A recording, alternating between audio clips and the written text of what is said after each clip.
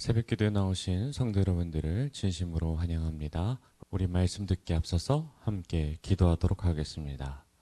사랑과 은혜가 풍성하신 하나님 아버지 감사합니다. 오늘도 새벽을 깨우며 주 앞에 나왔습니다.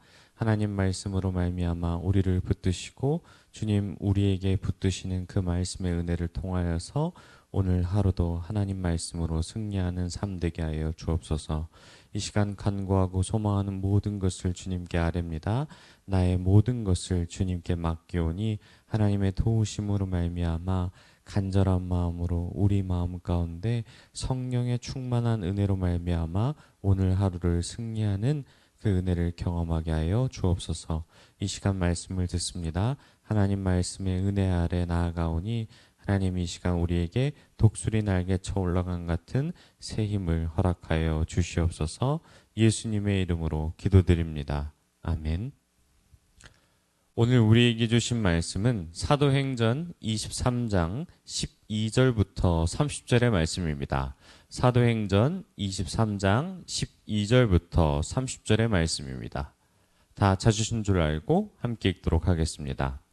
날이 새매 유대인들이 당을 지어 맹세하되 바울을 죽이기 전에는 먹지도 아니하고 마시지도 아니하겠다 하고 이같이 동맹한 자가 40여 명이더라. 대제사장들과 장로들에게 가서 말하되 우리가 바울을 죽이기 전에는 아무것도 먹지 않기로 굳게 맹세하였으니 이제 너희는 그의 사실을 더 자세히 물어보려는 척하면서 공회와 함께 천부장에게 청하여 바울을 너희에게로 데리고 내려오게 하라.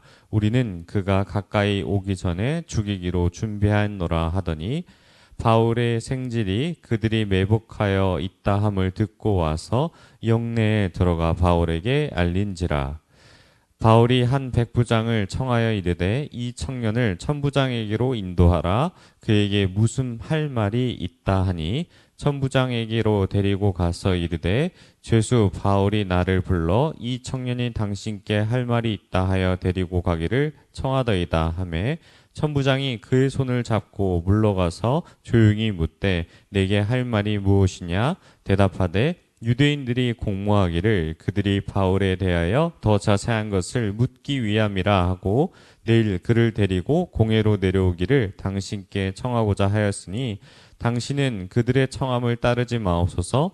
그들 중에서 바울을 죽이기 전에는 먹지도 않고 마시지도 않기로 맹세한 자 40여 명이 그를 죽이려고 숨어서 지금 다 준비하고 당신의 허락만 기다리이다 하니 이에 청부장이 청년을 보내며 경계하되 이 일을 내게 알렸다고 아무에게도 이르지 말라 하고 백부장 둘을 불러 이르되 밤 제3시에 가이사랴까지 갈 보병 200명과 기병 70명과 창병 200명을 준비하라 하고 또 바울을 태워 총독 벨릭스에게로 무사히 보내기 위하여 짐승을 준비하라 명하며 또 이 아래와 같이 편지하니 일러스되 글라우디오 루시아는 총독 벨릭스 각하께 문안하나이다. 이 사람이 유대인들에게 잡혀 죽게 된 것을 내가 로마 사람인 줄 들어 알고 군대를 거느리고 가서 구원하여다가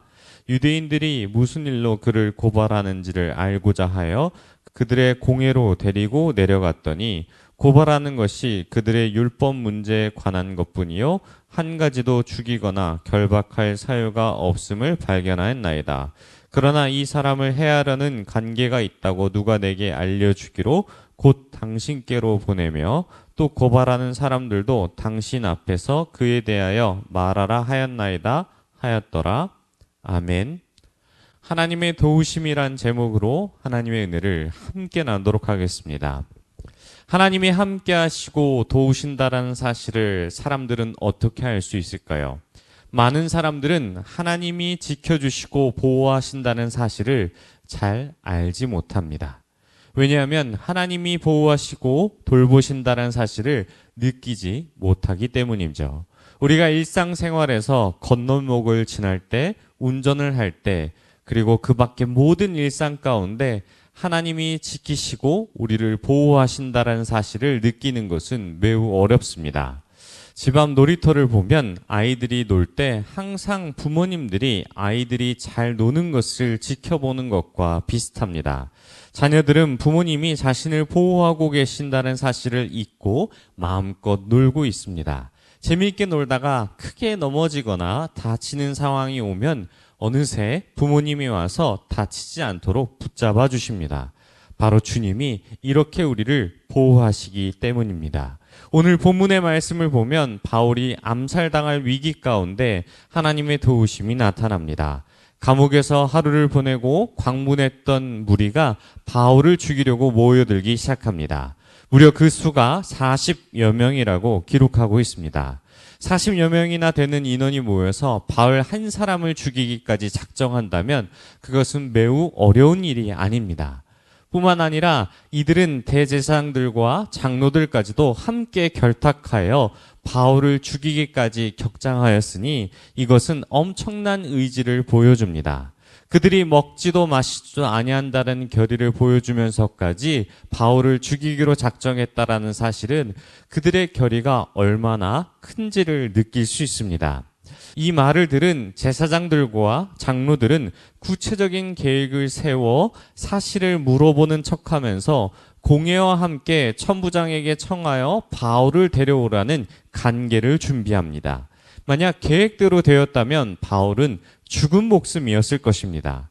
하지만 하나님의 도우심이 있었기에 바울의 생질이 이 소식을 듣고 바울에게 와서 알립니다. 곧바로 바울은 한 백부장을 불러 천부장에게 할 말이 있다고 하여 이 청년을 데리고 갑니다. 그런데 여기서 또 생각해보면 백부장이 바울의 청을 거절할 수도 있는데 거절하지 않고 수락합니다. 또 이것이 하나님의 도우심입니다. 하나님의 도우심으로 말미암아 천부장을 만나 자세한 사항을 전달합니다. 더 신기한 것은 이 이야기를 믿는 것도 신기한데 이제는 바울을 안전하게 이 총독에게 보내기 위해 호송을 준비한 군인들을 소집하기 시작합니다. 무려 그 수는 40여 명을 능히 이길 수를 준비합니다. 보병 200명, 기병 70명, 창병 200명까지 도합 470명의 군대를 준비시킵니다. 뿐만 아니라 죄수인 바울을 태워보낼 짐승까지도 준비하라고 명령합니다. 한낱 죄수에게 이런 호의를 붙인다라는 것은 상식적이지 않습니다.